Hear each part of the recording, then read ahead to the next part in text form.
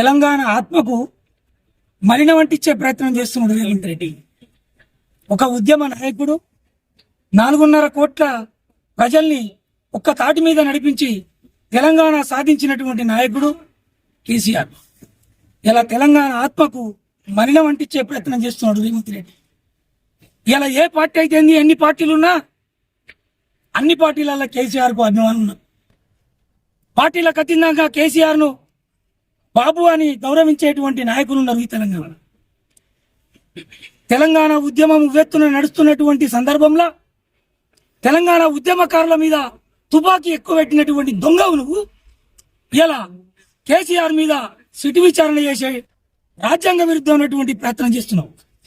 ప్రజాపాలనని చెప్పి ప్రతీకార పాలన చేస్తున్నావు. నీ నిరంకుశ పాలన ఎన్నో రోజులు లేదు.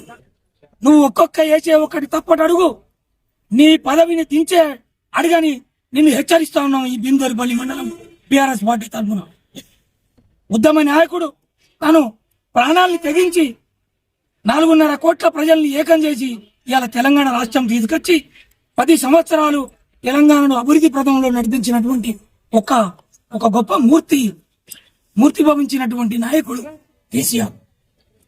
మరి కేసీఆర్ గారి విచారణ పేరు మీద చట్టవిరుద్ధంగా సిఆర్పిసి 160 యాక్ట్ ఏం చెప్పింది, 179 బిఎన్ఎస్ఎస్ యాక్ట్ ఏం చెప్పింది, 60 సంవత్సరాలు నిండినటువంటి ఎవరిని కూడా వారు నివాసం ఎక్కడుంటే అక్కడికి పోయి విచారణ చేయాలని చెప్పింది.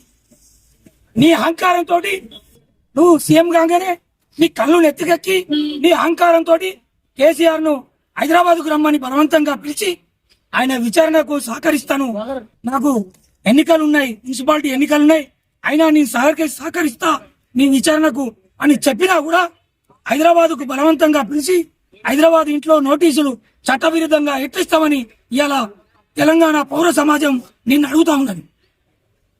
రాజ్యాంగ విరుద్ధమైనటువంటి పాలన చేసే రేవంత్ రెడ్డి నీకు ప్రజల ఆకాంక్షలను ప్రజల కోరికలను తీర్చేటువంటి చేతగాని నాయకుడివి. రైతులకు యూరియా అయ్యే చేత కాదు, రైతులకు పెన్షన్ ఇయ్యే చేత కాదు, రైతులకు దురంబకారిస్తాను అది చేత కాదు, పాలన చేతగాక రైతులకు రైతు బంధు కూడా రైతు బీమా కూడా సరైన టైంకు ఇయ్యే చేత కాదు, నీకు తులంబకారం ఇయ్యే చేత కాదు, పాలన చేతగాక నువ్వు ప్రతీకారం చేసేటువంటి ప్రయత్నం చేస్తున్నావు, ప్రతీకార పాలన చేస్తా ఉన్నావు. ఇలా ఒక ఉద్యమ నాయకుడి మీద ఆకాశం మీద ఉంచే ప్రయత్నం చేస్తున్నావు. అది నీ ముఖం మీద పడుతుంది, నీ ముఖం మీద ఉమ్మినట్టు పడుతుంది రేవంత్ రెడ్డి. ఖబర్దార్ రేవంత్ రెడ్డి, చెప్తా ఉన్నాం. కేసీఆర్ గారిని కానీ ముట్టుకుంటే మరో తెలంగాణ ఉద్యమం జరుగుతుంది.